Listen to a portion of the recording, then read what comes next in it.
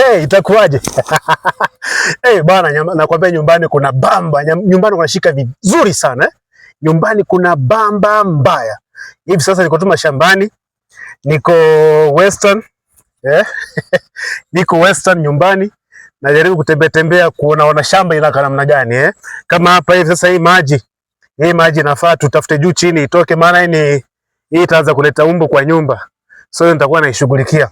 So hapa ni maeneo tu kidogo kidogo. Nikupeleke kwa shamba nyumbani, mahali ambapo nimepanda mahindi.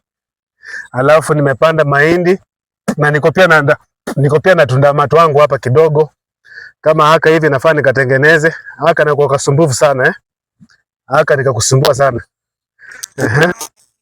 Kuna haka. Ngoja bwana, acha kutoroka. Haka ni kandume.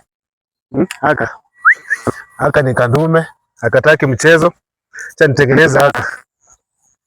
Haka nako pia kamejifunga hapa. Ngoja nikutengeneze wewe. Ni nini? Ngoja bwana, wewe naona najifanya na mimi nakutengeneza hapa. Ngoja. Ngoja kwanza eh. Ngoja kwanza. Kana nguvu. Basi haya. Sasa nilikuwa nakufungua. So mambo ni kama hiyo. Hii hapa hii ni mahindi. Kwa Kiluya tunasema amatuma. Amatuma. Unaona sasa hii ni amatuma. Na wewe ngoja kwanza niko kwa interview. Acha kupiga kelele hapo. So hii ni mahindi. Mahindi imetosha, unaweza ukakata ukachemsha ukunywe naye chai, ama ungoje ikwe ngumu udondoe utengeze usuma. Sawa sawa. Halafu nikupeleke tena kwa miwa. Nikupeleke kwa miwa sasa. Basi. Hapa hivi nilikwambia mimi ulima Kabras Sugar. Mimi utengeza sukari. Ndio maana mimi nikinywa chai lazima niweke sukari itoshe vizuri, maana pia mimi ni mkulima na mimi nalima miwa ambayo napeleka Kabras Sugar. Miwa ndio hii. Ona, miwa ndio hii. Yeah. Alafu basi huyu ndio ng'ombe wangu. Lakini anakuanga mkali, siwezi enda. Nikienda anaweza nipiga pembe. Alafu zile zinaonekana kule ng'ambo, hii ng'ombe za majirani. Jirani ndio sisi nyumbani bado tunapendana tu. Jirani anaweza kuja akachunga ng'ombe kwako, wewe unaweza enda ukachunga kwake. Unaelewa? So zile ni za jirani, lakini sasa hii ndio mama ya kale nilikuwa nafungua pale, ndio mamake. Alafu zile ndama na kale kingine na hizo ni za jirani wangu. Sawa. So basi nimekutembeza nyumbani mashambani. Hapa tuko Kakamega Ingote Ebushiri. Sawa. Eshira Onyanga. Omutsoto omutamanyeni ni mimi. Hapo vipi?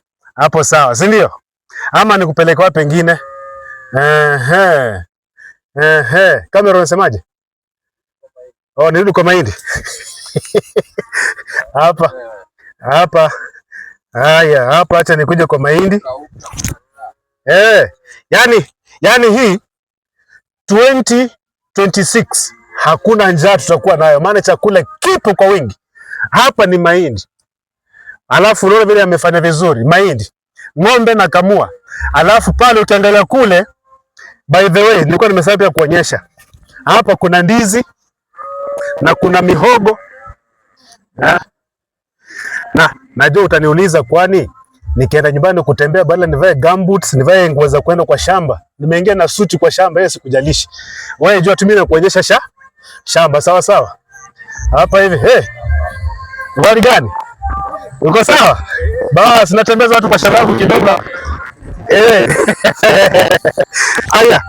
Hapa kumbe kuna maji. So hapa nilikwambia 2026 chakula kipo kwa wingi sana. Kuna amatuma na kuna mihogo.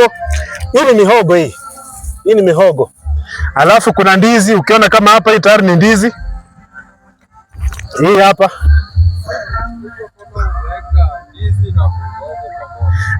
Sasa unajua Ndizi zinaoana na muhogo.